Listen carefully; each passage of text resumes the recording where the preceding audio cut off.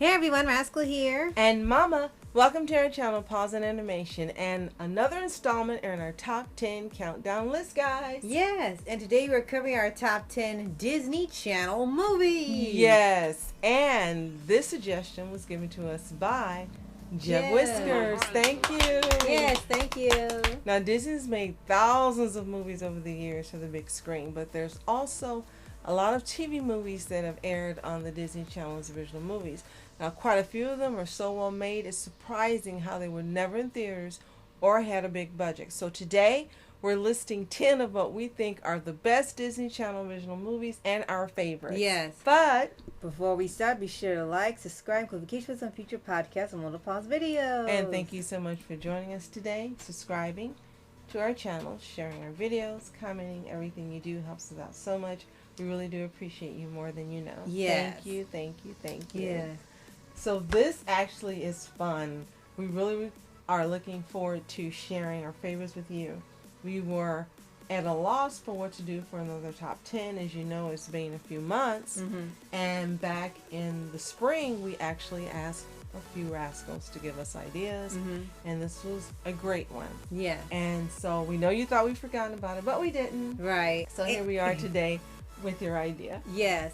And also, it was a little tricky trying to pick just 10. Very true. Because there have now been over 100 Disney Channel movies. And when they actually made it to 100, it was such a big deal that Disney actually at one point, for celebrating, made all 100 movies available for free for an entire month, so you could see either your favorites or watch all the movies from the beginning all the way to the new one. And at that time, they had a remake of Adventures in Babysitting, which they should have just saved because it turned out not to be that great. I mean, it's like, oh no, this was not a way to celebrate 100 movies. And but, as you know, it's not on our list. Right. There's another wish. But hey. Right, that's what I was thinking. But we did manage to pick 10 out of here. Yes, and we thought about ones that brought us the most joy, the most fun, the most memorable. And we are going in ascending order. So we're going from number 10, counting to number 1. Yes. So let's see if any of your favorites have made it on here. And if you like, give us your top 10 list in the comments below. With that, let's get started. Yes. Coming in at number 10 is Jump In. Yes, Jump In was so much fun. For those of you who may not be familiar or remember it, this movie came out in 2007, and it was considered a sports comedy drama film. Believe it or not. Yeah, Disney's done about sports movies for just about every sport usually out there. It was released here first in January of that year, and then it was released in the UK in April, so 4 months later. And if you know, it starred Corbin Bleu and Keke Palmer. And in this movie, Corbin was a boxer named Izzy who was training to follow his father's footsteps by winning the Golden Glove. Which is a real thing, apparently. Yes. And Keke Palmer was his friend, and she asked him to substitute to be a member of the Double Dutch team. Right. And when this movie came out, for some reason, there was a resurgence in jump rope. Yes. Not just throwing single, but double dutch. Yes. And they had competitions around the country, and it was turning up and everything. So, yes. True to Disney form, as it used to be, it jumped in on the trend. So this film was done in Toronto, Canada, believe it or not, in the U.S. It was written by Doreen Spicer Donnelly, Regina Hicks, and Karen Gist, directed by Paul Hohen. It's not based on a book, so it actually was an original movie. And a real original. And it runs 85 minutes. Why do we think it was fun? Well, first of all, it was about something that at the time, I don't think Rascal ever jumped double dutch.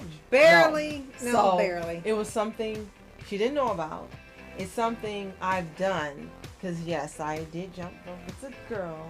Single, double, all the jump rope, and we thought it would be fun, and it ended up being fun. And at first we thought they were brother and sister before we watched it, but it ended up being a really fun friendship. Yes, and you can actually see this movie probably every year because There are some movies that Disney has available and some they do not. And Jump In is one of those movies they particularly have available to watch in February. So, and you get the idea when you have an idea of what their selection is at that time. But the good news is that they're all good quality, and Jump In is one of them. Definitely. Again, it's something that you wouldn't expect to be a good storyline because it's double Dutch, but they made it entertaining. It felt more genuine and didn't feel like they were just trying to jump on a trend and just do it quickly as possible just to cash in. It felt like they actually made a story out of this. And yeah, it's a little cheesy at some points, but that's part of the enjoyment because it's a more innocent type movie. Well, this is when Disney was in their heyday of making entertaining movies that the family truly watched. Yes, it was focused on children, but adults watched the movies as well, and families enjoyed watching them. Now, Jump In broke the record previously set by the Cheetah Girls 2 as the highest rated Disney Channel movie premiere with 8.2 million viewers. It marked his second #1 hit for Disney and Keke Palmer's first. Because a couple years ago, we actually started seeing some of the much earlier Disney Channel original movies, and surprisingly, a lot of them were still fun. You could tell, yes, they were made for a smaller budget, but they had some really entertaining and interesting ideas that you knew would not be in a theater, but they were simple and fun. And this is one of them. And I will say that when they were doing the actual Double Dutch in the competitions, they actually had professionals there, and they actually had the kids doing a great job in participating. First hit, of course, was High School Musical. We mistakenly said earlier that it was after this, but actually High School Musical was first, and then Jump In was second. So, forgive us, guys. Yeah. You probably already corrected us in the comments below. That's okay. If you've seen this movie or remember it, let us know in the comments. And if you haven't, it's available, of course, probably on Disney Plus, but you can also see it by buying it in stores. It's available still, believe it or not, at Walmart. Yeah, pretty easy to get still. Yep. Yeah, you can have a whole Disney Channel movie collection if you want, if they're all out on there by then. Did you like it when it came out? Did you watch it later? Is it one of your favorites? Let us know. Yes.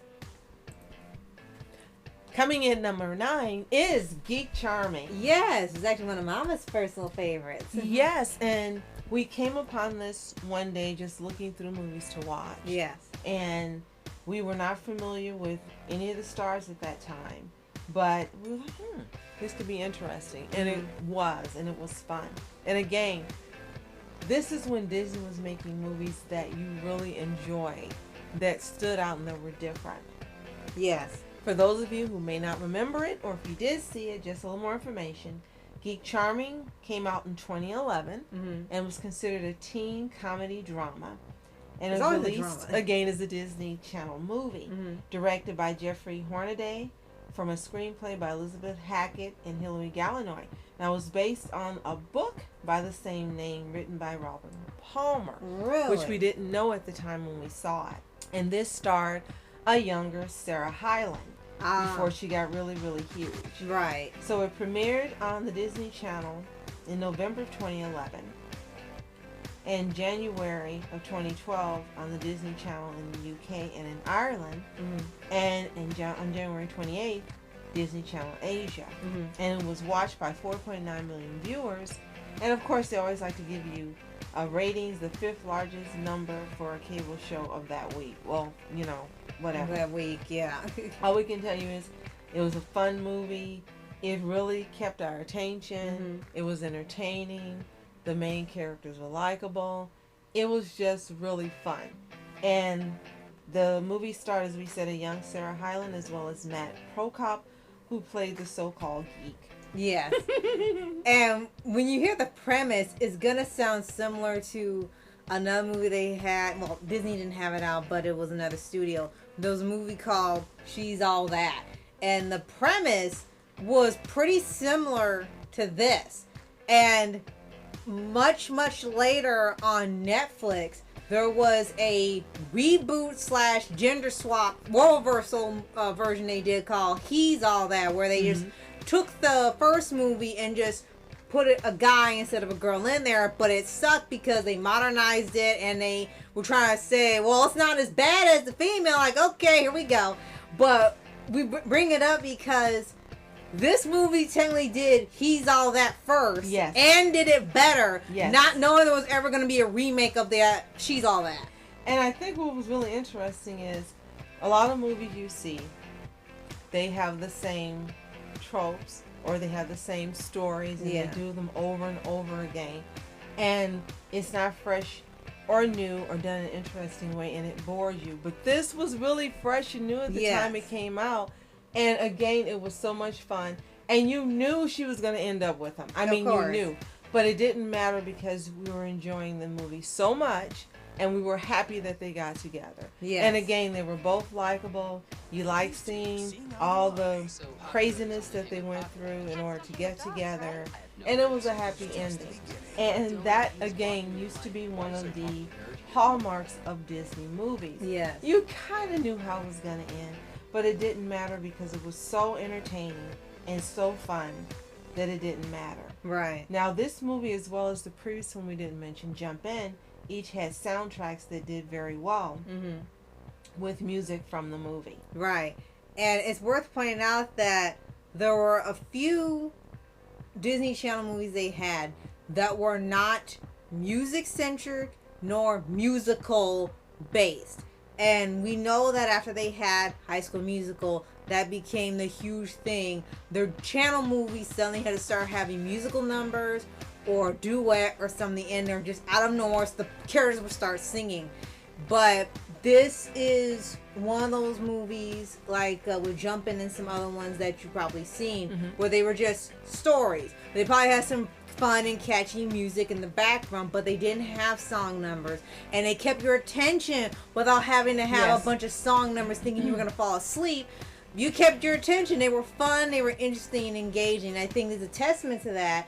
It feels like a gender swap version of an older film, but it's based off a book, but it still kept your attention even though it was something you had seen before. And another thing it did, which Disney, and I know I keep saying used to, and it is used to, guys. They don't make movies like this anymore. They have a whole different target audience, a whole different agenda, a whole different thing they're going for. This was when they made really sweet and endearing rom-coms. Yes, they did. And you enjoyed them, and you sat there no matter what age, and you just were laughing and giggling and enjoying it. And Geek Charming is one of those rom-coms that really delivered what most people want in a Western-made rom-com. Yeah, they did it well, and of course it was clean, and you didn't have vulgarity, you didn't have foul language. It just gave you the fun you were looking for, and again, it was something the family could watch. Right. So coming in at number 8 is Luck of the Luck of the Irish. Yes. And this is a film we actually didn't watch until about a year and a half ago. Yes. But after watching it, it became one of our favorites. It originally premiered on the Disney Channel in 2001. It's considered a sports comedy drama. Again, they made sports movies quite a bit. Yes. And it starred Ryan Merriman, Alexis Lopez, Timothy Altmanson, who you may know from Psych, and Henry Gibson. And it contained actually elements of fantasy along with the sports. Yes. And at the time, they presented what they wanted to be Irish culture. You have to remember some of these movies were made when things were not as correct as they are now. Right. The good thing about this movie is it was a lot of fun. Right. And you don't take it seriously. Right. It was parody and tongue-in-cheek. And if you just watch it for the fun it was supposed to be, then you really enjoyed this movie. Yes. Especially when you got the theme of leprechauns and gold and you're always after me Lucky Charms and all of that. It was all meant to be one joke. Now, a lot of people don't like these jokes anymore, and you better be historically accurate to the nth degree. But for this movie, what it was meant to be something that was slightly nonsensical, just ridiculous, but in a really, really fun way. Because the premise of finding out one of your parents used to be a leprechaun is absolutely hilarious, and then you're slowly turning into one, you're getting smaller and everything. It's funny. It's like when they have the trope of, oh, you find out a parent's a werewolf or a vampire or is magic or an alien. You start developing the powers and stuff of that parent, and you're a halfer. And it's like, okay, let's take that, but use it as a leprechaun. You haven't done that yet, so they did something different with it. So, of course, it was conceived as a St. Patrick's Day film and released on March 9th of 2001. Right. Now, the teleplay and story were written by Andrew Price. The teleplay was written along with Mark Edward Eddins. The movie ran 86 minutes, and the thing about this, it was so much fun that you were not even watching the clock. And when you finally started getting to where it was wrapping up and you knew it was wrapping up, you were kind of like, oh, this movie's so much fun. Dang, it's over with already. Yeah. And all I kept saying is, I sure miss Disney making movies like this. Exactly. I mean, they were in the zone. They just knew how to crank them out one after the other.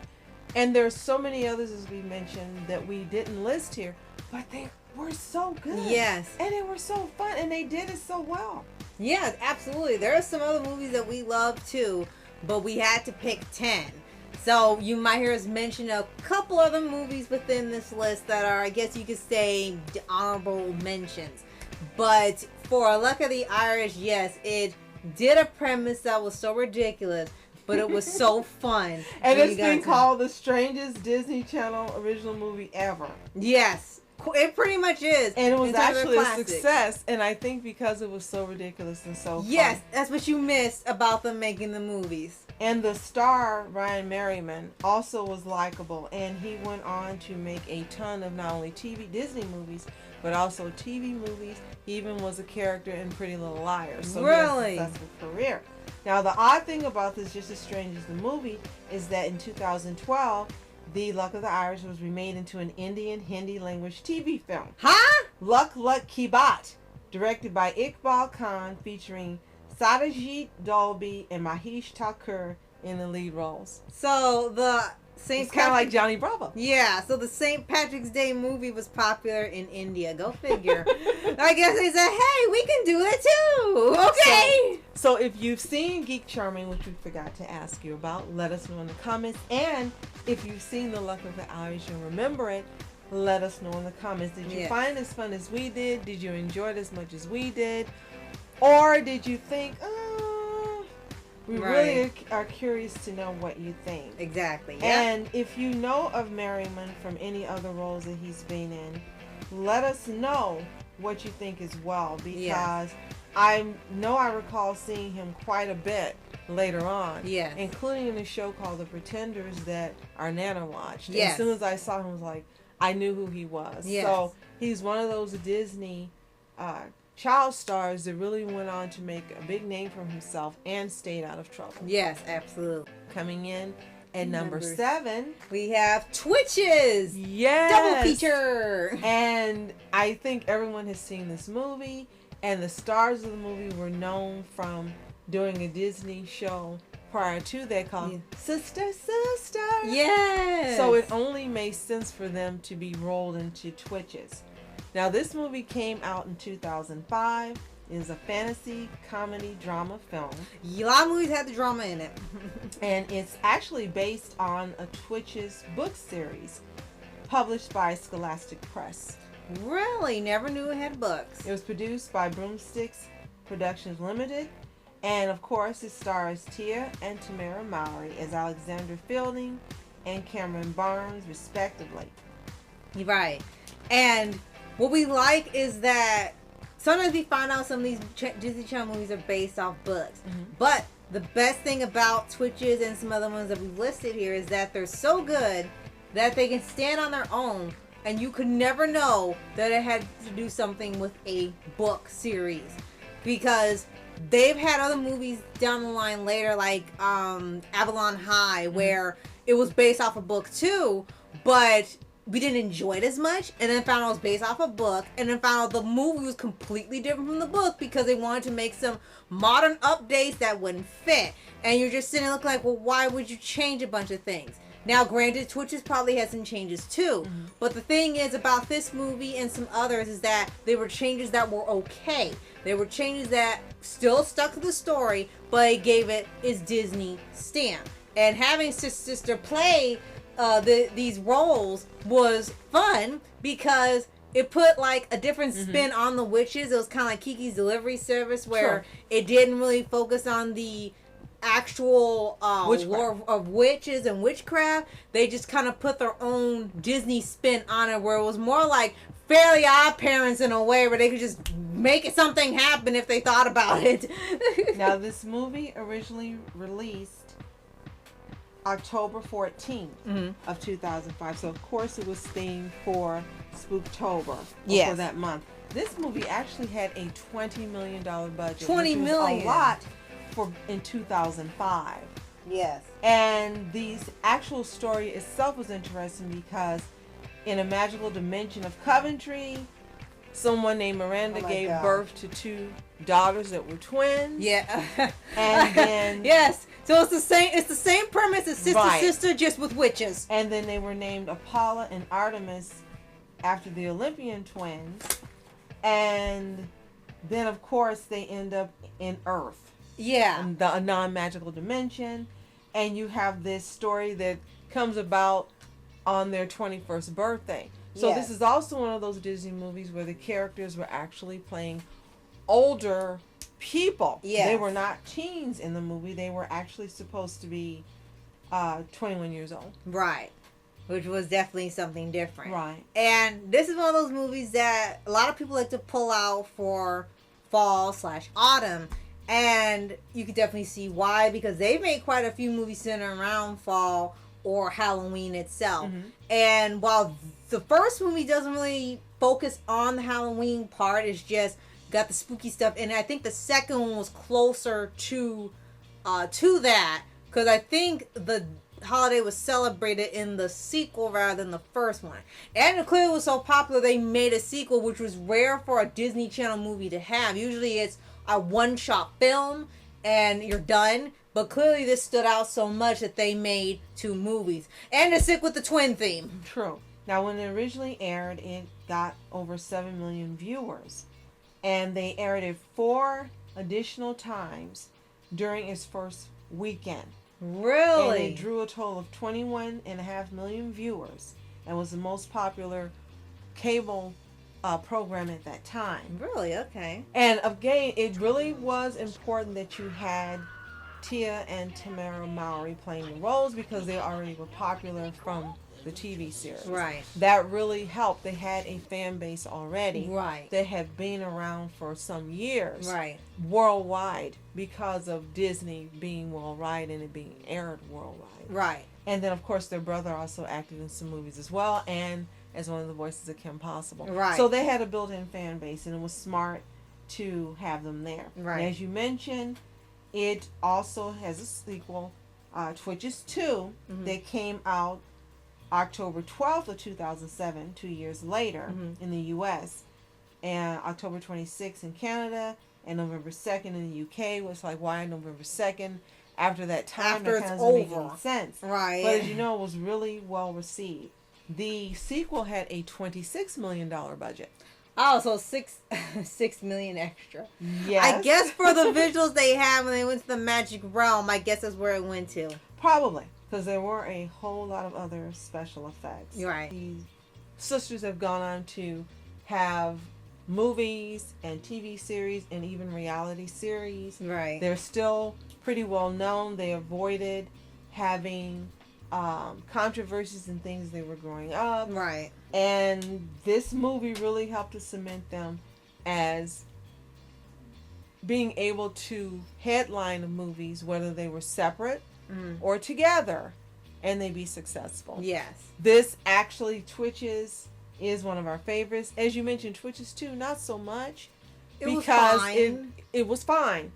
But I think because it was the first, and we hadn't seen anything like this. And because of the lore building and all that was in it, that's probably why we like it more than the sequel. Probably. But guys, tell us, have you seen Twitches or Twitches 2? Do you like one more than the other? Let us know in the comments. And if you haven't seen it, you can watch it on Disney Plus, and it's available on DVD to watch. Yes. So now we get into number 6, 16 Wishes. Now this is actually one of my most favorite Disney Channel original movies ever, because at that time Disney had made nothing like this. And again, this just goes back to not only when they were the masters at making these type of movies, but this also kind of puts you in remembrance of Walt himself when he would get books and make these movies that stood out and were memorable and different from anything that was out there. Yes. And 16 Wishes really actually did that. Yes. There was nothing like it. And I remember when you first asked me to watch it, and I just thought it was going to be fluff and silly, and it wasn't really going to be about much, honestly. And the more we watched it and the deeper we got into it, I was just blown away by how great this movie is. Yes. So for those of you not familiar with 16 Wishes, it came out in 2010. It's considered a fantasy comedy TV film directed by Peter DeLuise and was written by Anne DeYoung. So this was actually an original movie. Yes. It starred Debbie Ryan, Jean-Luc Boledot, Carissa Tynes, and Anna Mae Rutledge. Okay. And Debbie Ryan has been in things. I think the biggest thing she was in was Sweet Life on Deck. And then they actually used her in a few other films. Now, unfortunately, we don't seem to see her outside of Disney things. Like, she's maybe in a couple stuff, but it seemed like her best things were in the Disney Channel realm. True. Now, there is, of course, a movie called 13 Wishes, which is a Monster High film. And there's also an older film called 16 Candles. And need to let you know that this movie does not copy either one. Not at all. Not only is this the one with the most amount of wishes in a film ever, because they usually do 3, this one actually pushed it to the limit of 16. The premise, like you said, it sounded like it was going to be fluff. She gets these magic birthday candles, and each time she blows on one, makes a wish, it will come true. And that's her birthday present. And your kind of thing is going to go this route of, okay, she gets everything she wants, but there's like some type of monkey's paw trick thing too. Like, it turns out well and it goes horribly wrong. No. Actually, what happens is that the wish comes out exactly as intended, but the side effect is that she's so focused on the things that she wants to hurry up and grow up, kind of like the movie Click. Yes, I was going to say that. You beat me to it. Yeah. This was the precursor to Click. Absolutely. Before Click came out, this was the original Click. Right. And as she's making these wishes, like to be popular and drive a new car, get a new boyfriend, all these different things. By the time it gets towards the end of the movie, you find out that time is starting to pass by much faster, and she's no longer a teenager. She looks the same, but she's supposed to be an adult, and things were speeding up before she was done. And it's if when she was done, the wishes all would be permanent by the end. So they took a premise that was probably just fluff in the beginning, just to be, just get everything you want, have some fun and goofy shenanigans. And they have some silly things happen in there. But you like that someone actually took the time to have the story mean something. Yes. It wasn't just, silly Disney Channel movie, don't think hard about it, silly, goofy, blah, blah, blah. And it's not the intention of just entertaining you. There was actually a pretty deep message in here that you didn't expect from a Disney Channel movie. And someone put in the effort of giving a good message to kids and adults watching it. Now, this movie was a standout for multiple reasons, and we're going to tell you what they are. Besides what we share with you, why it impressed us so. This actually introduced Ryan to new audiences because they were going to stretch her to be more of a contemporary adult audience actress. So the movie was actually targeted for viewership between the ages of 18 and 34 for the first time in Disney history. It was actually the second most watched program on cable during the week that it came out. The third thing is that it was the second film to be released on the Disney Channel in 2010 that was not promoted as a Disney Channel original movie, although it was. Right. Before that, it was Harriet the Spy Blog Wars. Oh yeah, we seen that one. It was that one was okay. And it was actually a co-production between Disney Channel, Family Channel, Unity Pictures of Vancouver, and Mar Vista Entertainment of Los Angeles. In other countries, it was advertised as a Disney Channel original movie. Believe it or not. Okay. Yes. And lastly, some of the scenes were actually filmed at Walnut Grove Secondary School in Langley, British Columbia. Oh, so there was a whole lot of things that were done differently here. It had over 5.5 million viewers the first showing. Yes. It really is a standout. I have to say, for me, this is Debbie Ryan's best work. Yes. In my opinion, this was her best. Yes. Like Peggy Hamlin. In my opinion. Yes. I loved her in this. It was just a fantastic movie. And as you said, I'm an adult watching this, and it made an impression on me. Yeah, you really have to enjoy your life and take your time and enjoy it as you go day by day and not be in such a rush to move forward. Right. Because it's not just kids that do that, adults do it too. Right. But for that reason, this is one of the best and one of my favorites. Now, we got to mention to you, there was some comedy in here too. Of course, and some fun. It wasn't all seriousness. But as you mentioned, it had a lot of good and deep lessons that probably left an impression on anyone who watched it. Right. So if you remember watching or seeing 16 Wishes, let us know in the comments. Did you love it as much as we did? Did you watch it more than one time?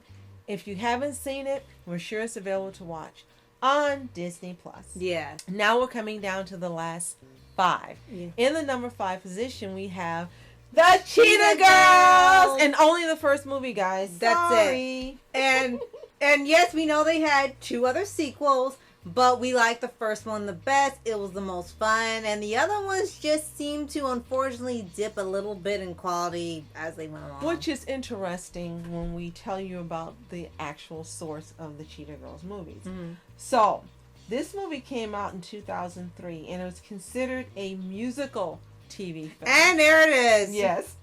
It was directed by Oz Scott, and it's actually based on the book series by the same name, written by Deborah Gregory. Didn't know the books. Correct. And what's interesting is they diversified the cast, because as you can see from the cover of the book, that was not how it was originally intended to be received. Right. Secondly, it seemed like with each subsequent movie that came out, it got more Disney-fied and not in a good way. Yeah. And this was like a surprise, because this was in 2003 when they were making good movies.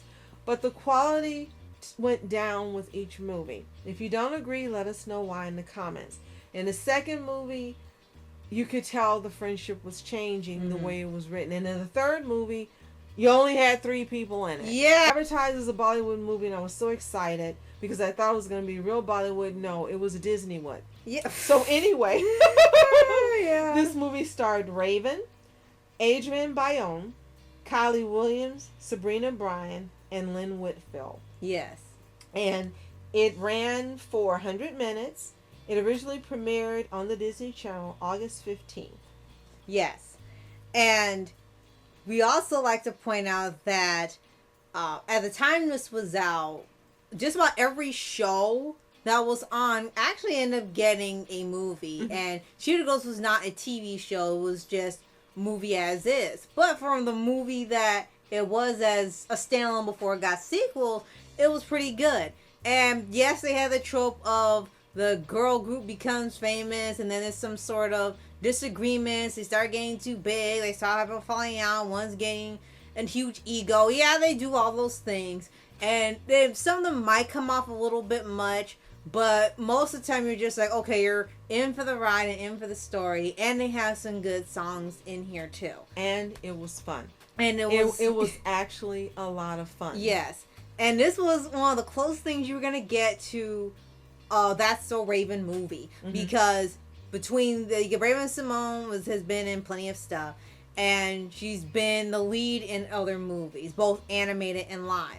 And you had Cheetah Girls and you had College Road Trip. And those are the closest you got to a Raven movie. Yes. Because we noticed that a lot of these characters that were the teen girl stars end up having movies. One of them got a theatrical movie with Hannah Montana somehow, but you never got a That's So Raven movie. You got Lizzie McGuire, Hannah Montana, and others, but you never got a Raven movie, and it frustrated people because you were sitting and waiting for a grand, crazy adventure, and the closest you got is this, and it's not a bad movie, it's just you wish you had one. True, definitely.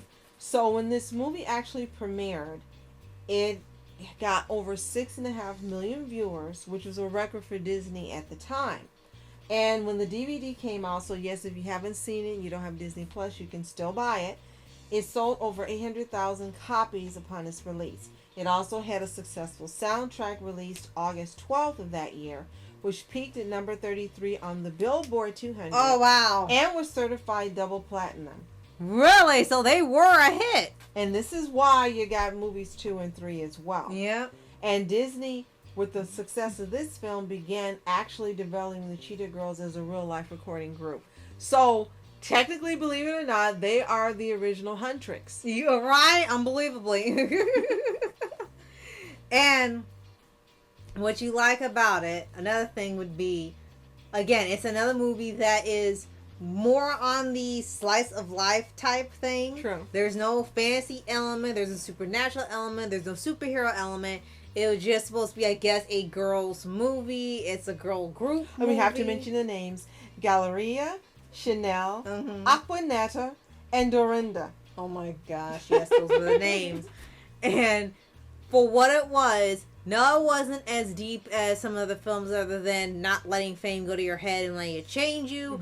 It was just a really fun standard movie, and all the songs were great to listen to. It was just something fun for the family to watch and enjoy, and it did its job. Yes. As we mentioned, there were 2 sequels. The Cheetah Girls 2, released August 25th of 2006.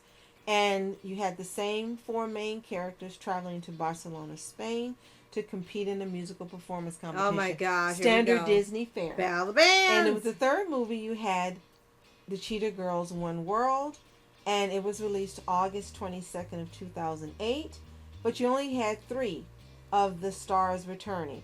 Raven Simone did not reprise her role as Galleria, resulting in her character attending college off screen. And she passed on the film due to her negative experiences, she said, during the Cheetah Girls 2. She described her co-stars as having acted cliquish, called them, and said she felt excluded. Really? And she chose to concentrate on her solo career, which is unfortunate because, again, the first movie was really fun. They all were in the second movie, and it would have been like, you know, a home run if they had been in all 3 movies. Right. And that kind of explains why the third movie is probably the least favorite of mine altogether. Right. Not just because she wasn't in it, but because it was a fake Bollywood. The tone was different. It felt like they were just trying to put on a face just to get the movie out. Yes, and salvage the franchise. Yeah. But let us know what you think, guys. Have you seen the Cheetah Girls? Have you seen all 3 of the movies? Is one your favorite above all the others like us, or do you like the entire franchise? Let us know in the comments. And if you haven't seen it, as we mentioned, the DVDs are available. You can buy them or go to Disney Plus and watch them. Yes.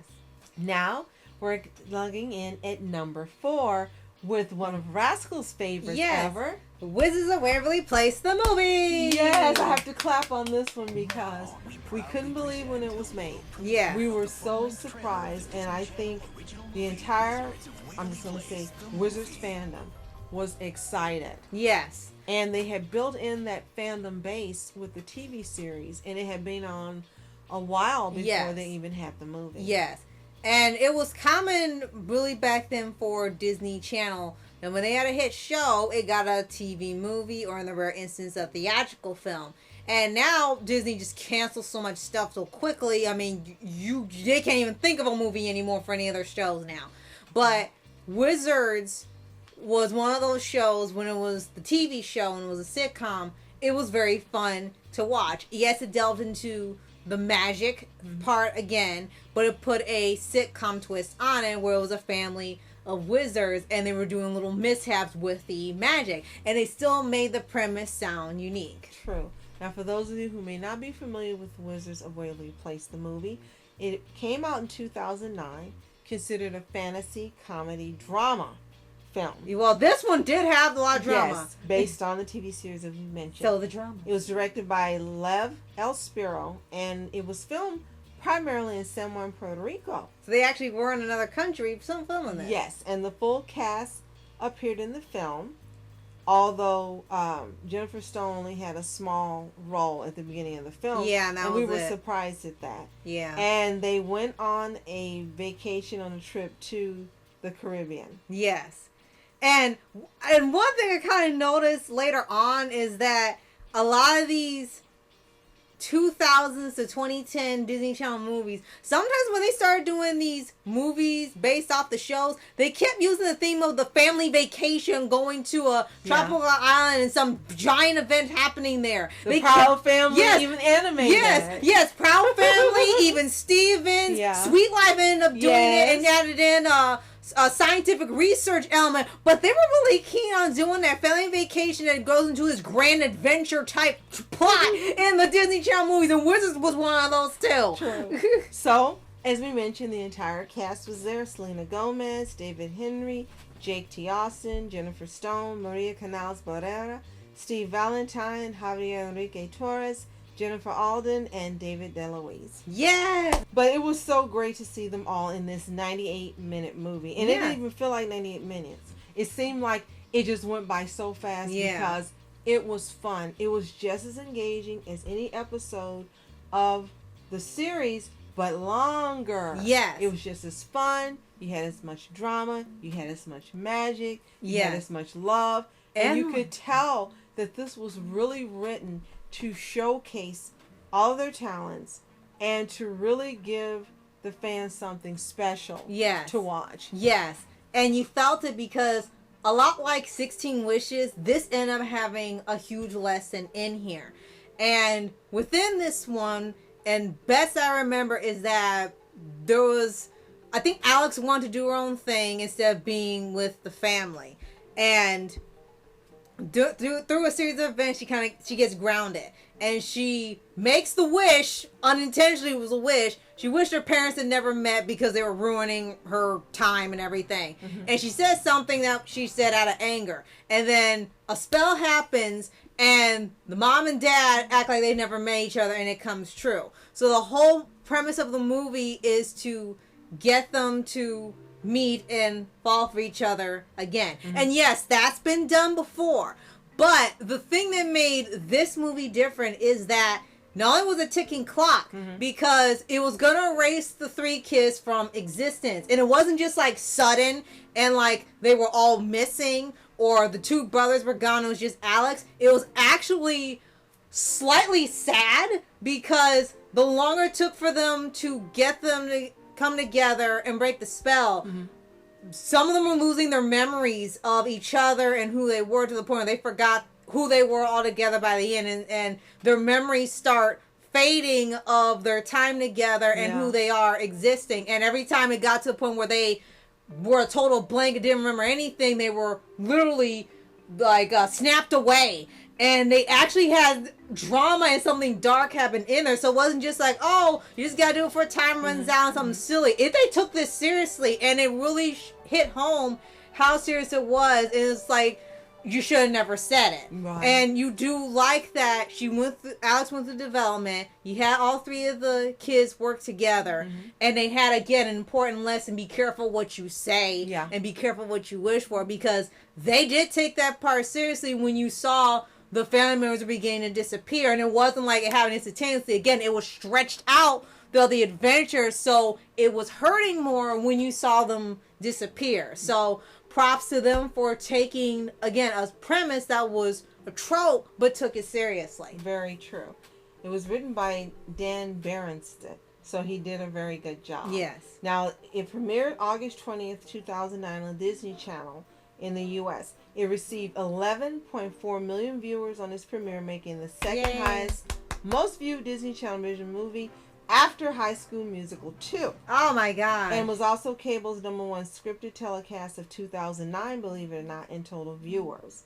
What I really love about this is when this came out, you still could you could buy Disney movies and earn points, and you go to the website and you log them in, and you could take those points and buy merchandise and movies. Yes, the Disney and Rewards this Club. is one of and this is one of the ones that Rascal was like, she wanted it.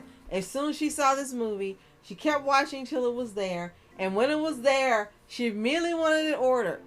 And that's how much she loved it. She ordered that and the Proud Family and it was 2 seasons of Kim Possible as the only ones they released. And the Ghibli movie Ariete. Yeah, it was the first one I saw. And Ponyo, I think. No, right? we bought Ponyo, but the comedy with Belushi. Oh, Yamada. Yes. The Yamada. So this was back during a golden time, I think, of Disney, when you could just get a whole lot of things free just by buying the original merchandise. Yes. So as we mentioned, this is just one of the best ones they've ever put out. And the series continued. It's not like Proud Family where it was an end to the series. Right. This was done during the run of the series. Yes. During the series run, I should say. Yeah, because it still had a couple more seasons. And then even after it was over, they gave it another movie. And then as the time is recording, you got a revival/sequel series. So clearly this is one of the most popular and most successful sitcoms they've ever done. Now, there was a series that was proposed, that was proposed for this movie.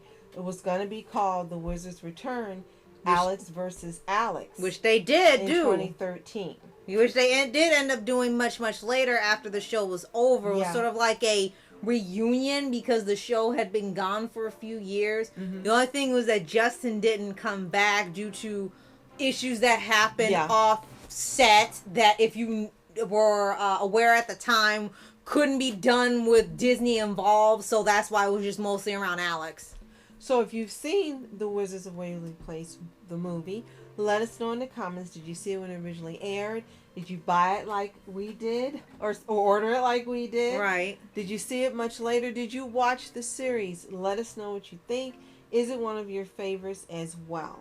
Yes. Now we're getting down to the top 3. Yeah. Coming in at number 3, believe it or not, guys, for us is Descendants. Yes. And this was a movie that ended up recharging something Disney hadn't had in a long time. A popular Disney Channel movie franchise.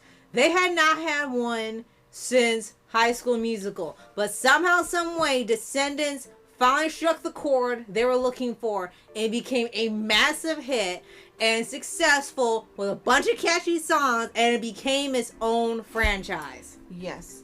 And I think because everything just aligned. I think that's what it is. The production, the writing, the directing, the choreographer, everything, and the acting by the stars. Everything just came together. Yes. And they really went out of their way to do a great production, and it shows in Descendants. So it came out originally in 2015, the first one. Yes. And it's considered a musical fantasy. Mm-hmm. It was directed and choreographed, believe it or not, by Kenny Ortega, who was famous at the time for doing a lot of other big Hollywood movies. Mm-hmm. It starred Dove Cameron, Sophia Carson, Boo Boo Stewart, and Cameron Boyce as the teenage children of Maleficent, the Evil Queen, Jafar, and Cruella de Vil, respectively. And you kind of wondered who on earth were they with, and they all had kids. And they're all single parents, too, so it's like, oh, what happened? A lot of questions. But it was an original idea that really took off. It was just a great idea. Yeah, and it took off because, and then they also used some of the most iconic and classic Disney villains they've had in their history. Not everyone appearing here, but all their really big, heavy hitters, they gave descendants. Of course, that will be something people want to see. Like, what would their children be like? And they had an interesting premise where they were just embracing being kids of Disney villains. And the entire soundtrack succeeded in that, because we always said that when they have musicals in these, majority of the time, the most standout song in there is the villain song. Right. Well, this time it's, imagine an entire movie of nothing but villain songs. And the entire soundtrack was good because it was nothing but bad guy songs. And I remember when I said, oh, that's my favorite, you said, that's the one that's everybody's favorite. Yes. And they actually were genuinely catchy, genuinely fun. You could hear people playing that in October, and they actually made its premise work. Yeah. Again, they were embracing that they were the children of villains, and they originally were supposed to go to this owl, and I guess on a secret mission, you'll know when you continue, and they start to actually have second thoughts about wanting to be villains like their parents. So they all go through a sort of character arc by being surrounded by the children of the Disney heroes. So this was written by Sarah Pariot, I hope I pronounced her name correctly, and Josanne McGibbon. Okay. Directed, as we mentioned, by Kenny Ortega, with music composed by David Lawrence. Executive produced by Wendy Jaffet and Kenny Ortega. Cinematography by Thomas Burston. And I also want to point out how they really went out in the costumes, which Disney doesn't do now. A lot of stuff is cheap. You can tell it's thrown together. Artemis Fool. And they don't take the time to have things designed and custom made. And they really went all out with this movie. Yes, because it was something they hadn't done, again, in years. They hadn't had a huge hit like this since High School Musical. It looked like someone finally put the effort into making something unique and original and something people will want to see. Look at that. This had sequels. This had an animated series spinoff. This had a book line. So again, they finally got another High School Musical for a long time. And you also had some bigger stars that were playing parents and teachers like Kathy Najimy, Raquel Robinson, Kristen Chenoweth. Yes. They went out again in just going all in and making this great.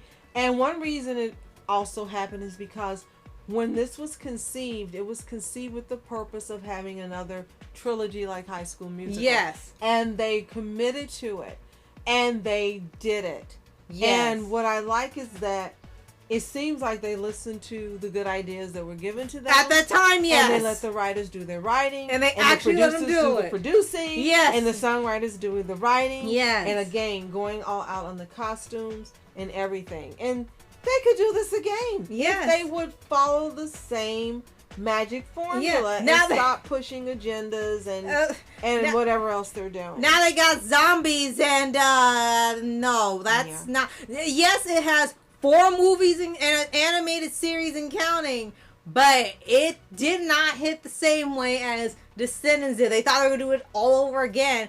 First movie surprised people, but they weren't looking for sequels, and this becoming its own Disney Channel franchise too. It was like, okay, no, stop. This movie was 112 minutes, and I can honestly say while watching it, it didn't feel like it. You liked that it had a happy ending. Yes. You liked that things worked out well.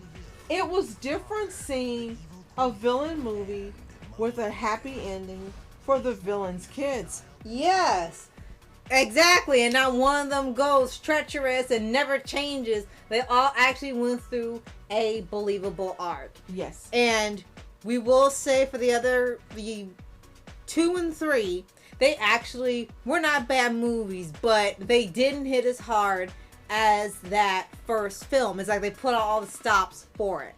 And we do have to mention that they end up doing an in-between animated special before they did The Rise of Red. And that one was supposed to be sort of coronation thing and to establish the passing of Cameron Boyce, because the third one was his final film. Yeah. And they had to acknowledge it because they could not do any more movies featuring these characters. They did a special and they acknowledged, unfortunately, the character also passed within the universe, and they had to give him a send-off within that. Yeah. And then when they had Rise of Red, they gave him one last shout-out and focused on entirely different characters. So we kind of thought that was the end with the trilogy, the animated series, and his passing. Yeah. But Disney is still pushing this thing with new characters, and people really were not into it that much because the original cast is gone.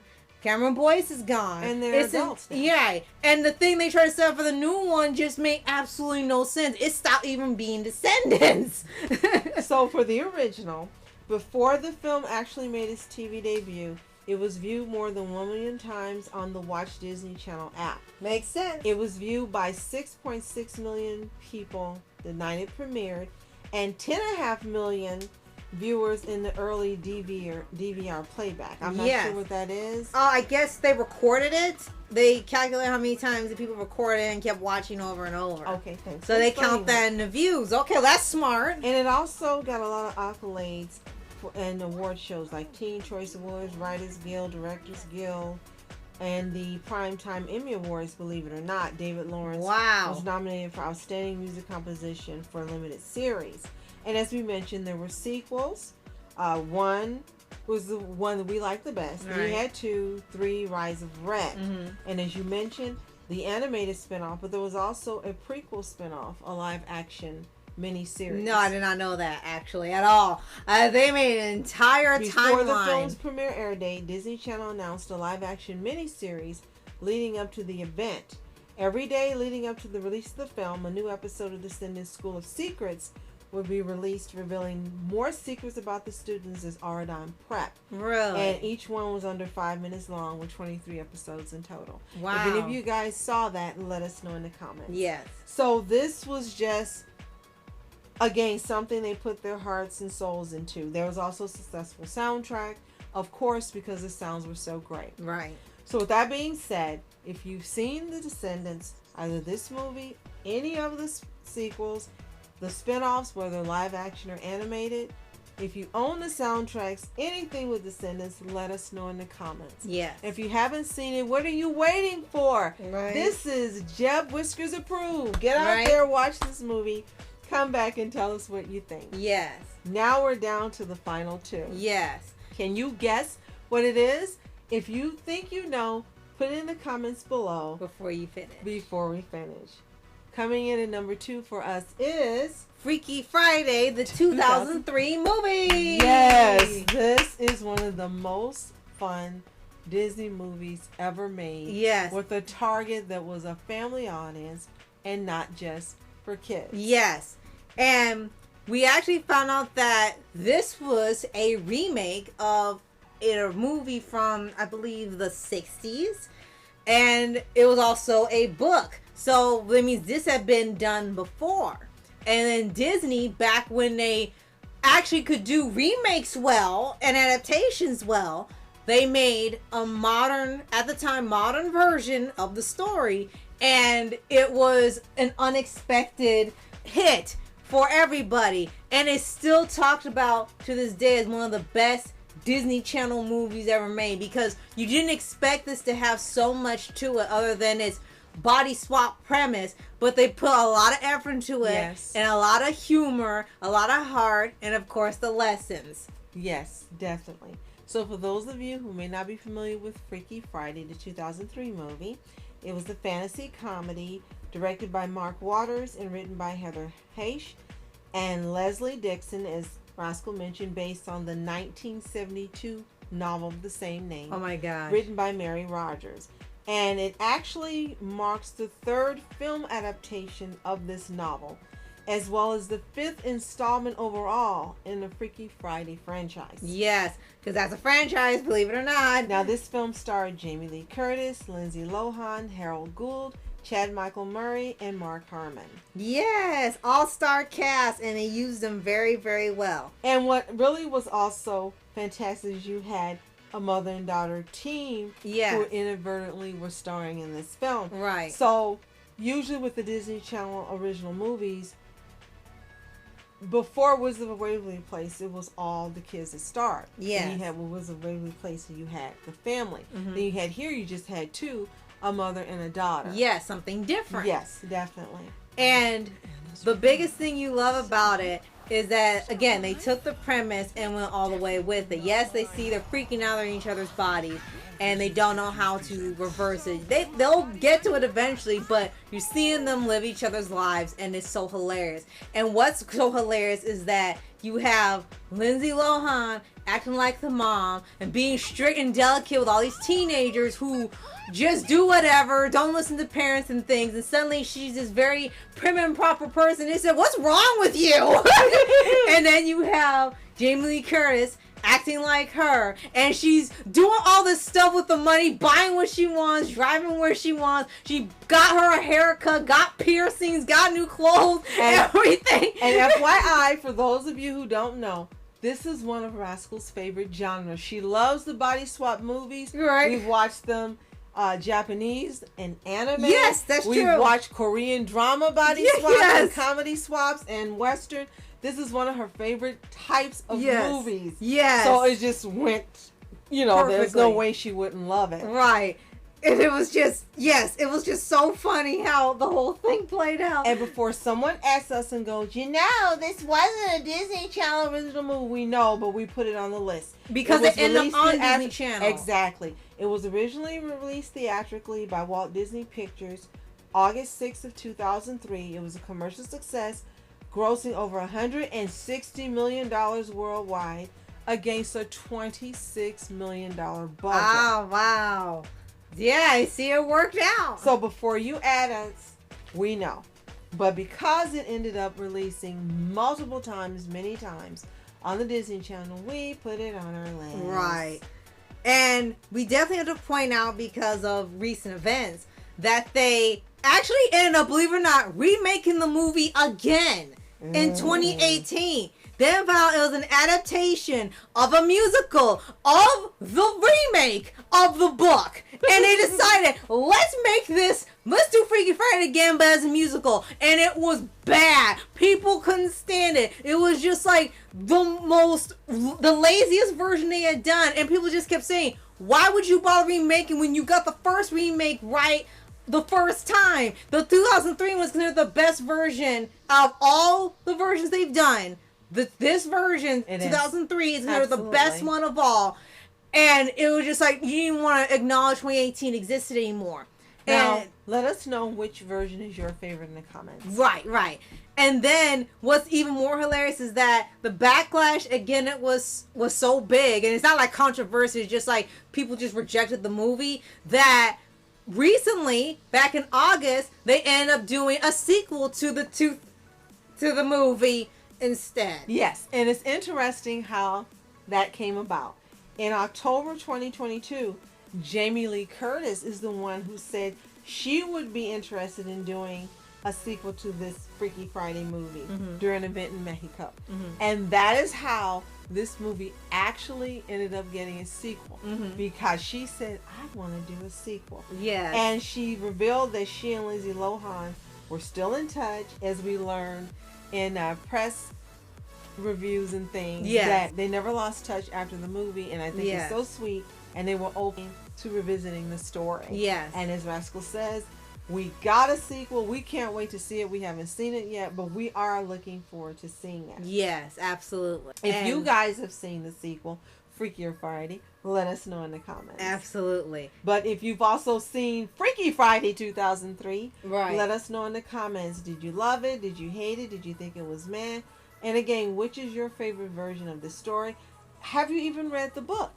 If you have, let us know in the comments. Right. But this is just one of the best Disney duos ever. Yes. In any movie they've ever done. So there's just a lot of superlatives for Freaky Friday. And that's why it's our number 2. Absolutely. And now, the number 1 movie, drum roll please, is High School Musical. We're all in this together. You're going to laugh when you find out how we end up seeing this movie. First, this movie, High School Musical, premiered in 2006, is considered a musical TV film produced by and aired on Disney Channel as part of the network's slate of original TV films. And this is the first installment. Now, when this movie came out, I'm sure all of you were little, or some of you probably weren't here. Rascal was the type of kid that didn't like musicals. She couldn't stand them. True. So imagine my shock when the day before this movie came out, she came to me and said, "Mom, I want to see High School Musical," and I almost passed out. And I'm like, "Oh, yeah, right. Okay, let's watch it." So we watched the premiere like so many millions of others did around this country. Disney was not expecting what happened with this movie. Right. We absolutely loved it. Yes. So did the entire country. Yes. We couldn't stop talking about it. Neither could the entire country. Yes. We ran around singing the songs the next day. So did the entire country. Yes. This was pure magic. Yes. And the sad thing as a result of this movie franchise is Disney has been trying to do the same thing over and over and over again. They finally hit it with Descendants, and now it's being run into the ground. But they're trying to create this again, and it's not going to happen.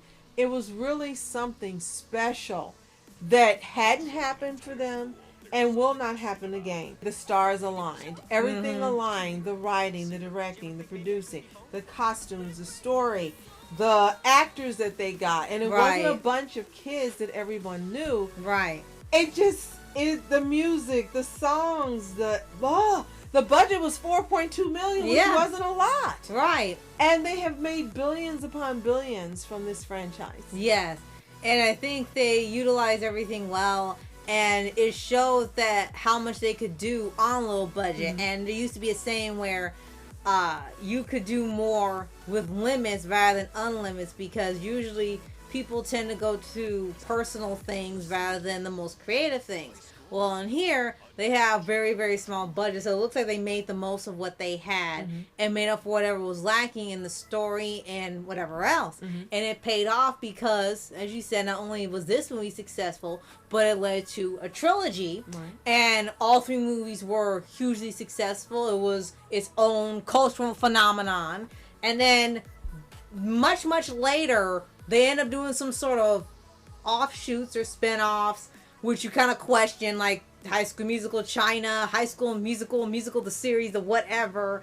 And it was so weird. But when they had it in the beginning, it was an unexpected success. So, returning to the first one, the stars was Zac Efron, Vanessa Hudgens, Ashley Tisdale, Lucas Grabeel, Allison Reed, Corbin Bleu, and Monique Coleman.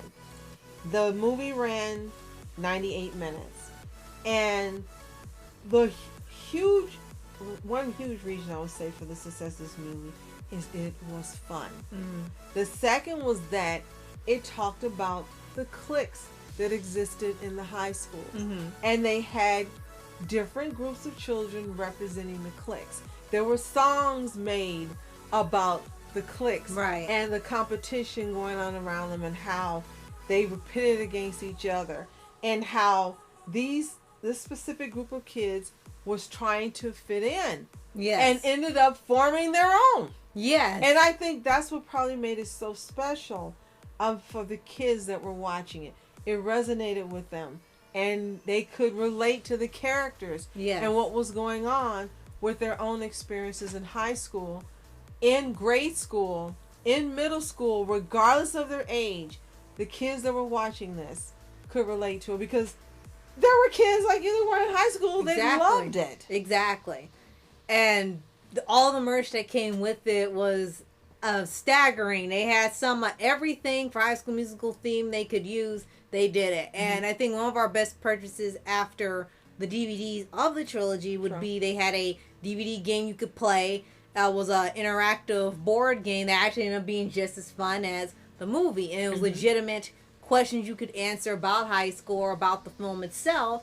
And it was more about bringing in your friends or your family together to not only watch but also play it. So they utilized that very well in doing it. And you wish they had more games like this. But unfortunately, True. they don't make things like that anymore. It's just those types of ones where they buy each thing now. And quickly, since you brought merchandising, you saw so much of this stuff for years and years and years. Everything in the world that you could buy and they could slap High School Musical on, they did for the first, second, and third movie. Yes. There was nothing that you could not buy. There was merchandising for this movie. And they did the Walt on this, where they were smart on it. Yes. The soundtracks, as you said, the movies, the games, and so much merchandising you can't even get into it. Anything you wanted, you could get. Yep. So what was really interesting about the development of this movie, they were trying to replicate the success of the first Cheetah Girls movie, believe it or not. Really? And they also were trying to replicate the musical success of a series that most of you probably don't remember. If you do, let us know in the comments, called Even Stevens. Yes. That we actually did watch. Yes, this we did. Stars Shia LaBeouf in his first acting role. Yes. As well as for That's So Raven. So they had a lot of purposes for creating High School Musical. Right. And I think that is another reason that it was successful. A lot of thought was put into this movie. Yes. A whole lot of thought, a whole lot of concepts. Yes. And coming together. And again, they were listening. And they Yes. paid attention to the people. And look how it paid off. You need to get back to this, Disney. Exactly. And yeah. then also they were trying to replicate Romeo and Juliet without the sad ending. Right. Definitely could tell that. So it premiered on the Disney Channel January 20th, 2006. And it became the most commercially successful Disney Channel TV film in history. In the U.S., it generated 7.7 million viewers its premiere, breaking the then record for the highest premiere of the network. Internationally, it saw considerable success. As of 2019. Over 225 million viewers have been calculated as having watched High School Musical. Wow. It received mixed reviews from critics. Nobody cared because Right. everyone was loving it. Right. And when you get to something like that, the critics don't matter. Sorry, guys. Right. They had songs from the soundtrack that reached the Billboard 200. Breaking Free reached number 4 on the Hot 100. And as we mentioned, there were 2 sequels, 2 and 3. High School Musical 2, and then 3 was called Senior Year. They released in 2007 and 2008 respectively. And Rascal and I were joking when they say should have never let them graduate. Right. They could have kept Right. making movies. Right. But this is the most successful thing they have ever done. Yes. And they without have a not doubt. replicated. They've had Camp Rock Yeah. and Teen. Which they're making more was of it now. Teen Movie? Teen Beach Teen movie, Beach which movie, was yeah. close. Yeah. They had experimental type movies, and some of them generally did well, maybe on their first movie, but then you didn't expect some of these to have sequels. And I think they should have gone back to doing a lot of one-shot films and no sequels, because the sequels tend to be not nearly as entertaining as the first one. So, I think another big thing that left a lasting impression is several of the stars from this movie series went on to have careers, some bigger than others. But they went on to have successful careers as adults. And people still recognize them for High School Musical, and they're still known for that. Yes. And from what I understand, they're still appreciative and proud of the work they did with this as teens, which is great, because sometimes the people get big-headed later and they're embarrassed about what they did that made them stars, but it's nice to know that none of them are.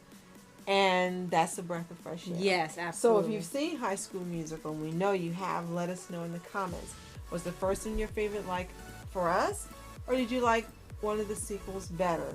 Let us know what you think. Yes. So that concludes our top 10 countdown Yes. of the Disney Channel movies that we feel are the best they've ever produced. Did any of your favorites make this list? Let us know. And if not, let us know which ones that we didn't mention put them in the comments, and we'll let you know if there's some of our favorites as well that didn't make it. Right. And thank you so much, Jeff, for this awesome suggestion and giving us the topic for this podcast. Thank you, thank you, thank you. Yes. And if you haven't already discovered updates and weekly videos for anime series, anime shows, and all things animation. Yes, thank you so much for joining us for this special podcast today. Subscribing to any and all of our channels, sharing our videos, commenting, everything you do. As always, you are special. Thank you so much for watching Rascal Entertainment. And I'm on Entertainment. Have a tune-tastic day. Peace. Why are you saying goodbye? Let's watch the Disney Channel movie.